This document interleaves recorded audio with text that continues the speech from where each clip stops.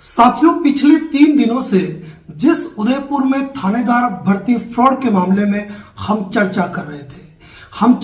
रहे थे कि किस तरह हिरणमंगरी पुलिस थाने के पुलिस अनुसंधान अधिकारियों द्वारा थानेदार बनाने के नाम पे फ्रॉड करने वाले व्यक्ति जो कि पुलिस उच्चाधिकारी के परिजन है, उनके खिलाफ पिछले 18 महीने से उन्होंने कोई कार्रवाई नहीं की। और जब इस मामले में हमने न्यायालय के अंदर सुपरविजन का प्रार्थना पत्र प्रस्तुत करते हुए तथ्यात्मक रिपोर्ट तलब की, तब हमें मालूम पड़ा कि 18 महीनों में केवल और केवल 41A का नोटिस उनके द्वारा दिया गया है, जबकि इन 18 महीनों में एडिशनल एसपी साहब से और पुलिस अनुसंधान अधिकारी से जब हम इस मुद्दे पर बात कर रहे थे तो पुलिस अनुसंधान अधिकारी द्वारा हर बार यह कहा जा रहा था कि इस मामले में कार्य प्रगति पे है, बहुत जल्दी इस मामले का निस्तारण हो जाएगा। लेकिन जब हमने एक्स ट्विटर पर इस एफआईआर संबंधित अपडेट चाहा तो हमें जानकारी मिली कि इस मामले पर एफआईआर दे दी गई है सिविल नेचर में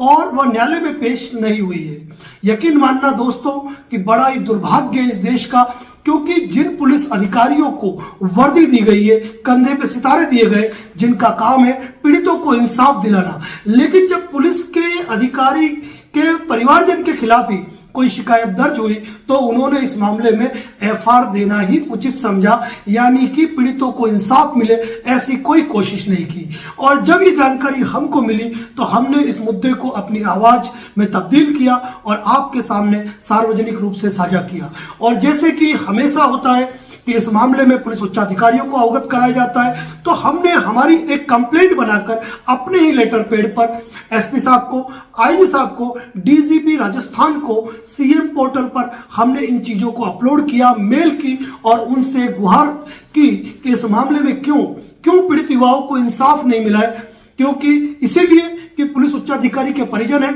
और इस मामले में आज अभी हमने जिला पुलिस अधीक्षक उदयपुर से योगेश जी गोयल साहब से संपर्क किया और उनको वस्तु स्थिति से अवगत कराते हुए उन्हें यह ज्ञापन प्रस्तुत किया। और इस मामले में हमने कहा कि क्यों बच्चों को इंसाफ नहीं मिल रहा है। थानेदार बनाने के नाम पर जो पैसा लिया गया वह रिटायर्ड पुलिस उच्चाधिकारी है, एक एडिशनल एसपी साहब की वाइफ है। ऐसे मामले में यदि अनुसंधान एक प्रधान आरक्षी को दिया जाए तो वह कैसे अनुसंधान करेंगे, और 18 महीने के अंदर उन्होंने क्या अनुसंधान कर लिया। तो कुल मिलाकर हमने जो भी हमारी वार्तालाप थी उनसे हुई,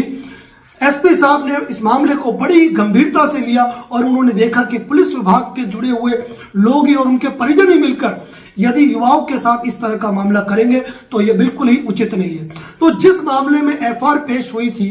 जो कि न्यायालय में पेश नहीं हुई, उस मामले में जिला पुलिस अधीक्षक महोदय ने संज्ञान लेते हुए इस मामले में रीइन्वेस्टिगेशन के और आगे की कार्रवाई करने के लिए पुनः सीओ ईस्ट को जांच सौंपी है। और उम्मीद करते हैं कि सीओ ईस्ट इस मामले में अपने ही विभाग के अधिकारियों के खिलाफ क्यों नहीं कार्रवाई करनी पड़े, लेकिन इन पीड़ित बच्चों को इंसाफ मिलेगा और इनकी राशि इनको वापस मिलेगी जो इन्होंने थानेदार बनने की चाह में उनको दी थी। साथियों, मैं एक ही बात कहूंगा कि कभी कभार ऐसा होता है कि पुलिस आपके सपोर्ट नहीं करती है और आरोपियों की पैरवी करती है, वहां आपको आवाज बुलंद करनी पड़ती है। और एक बात यहां हम भी कभी नहीं चाहते हैं कि उन एडिशनल एसपी साहब के परिवारजन पर कार्रवाई हो, दूषित अनुसंधान करने वाले, अपूर्ण अनुसंधान करने वाले दोषी पुलिसकर्मियों के खिलाफ कार्रवाई हो। हम तो हमेशा यही चाहते हैं कि ऐसे मामले के अंदर जिन लोगों का धन डूबा है, जिनका पैसा गबन हुआ है, उनको उनकी जमा राशि मिल जाए, यही इंसाफ है।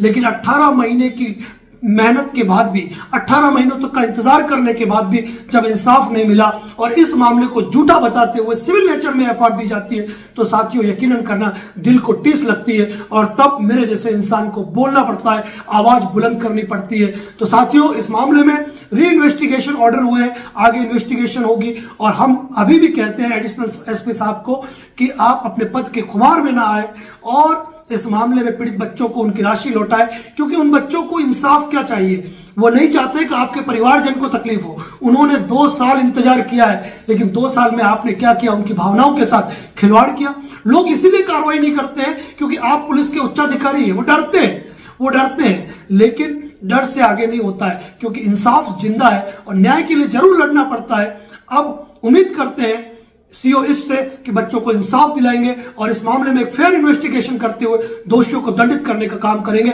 साथियों, शेयर करें इस वीडियो को ताकि हर व्यक्ति फ्रॉड से रहे सावधान। जय हिंद, जय भारत, जय मेवाड़।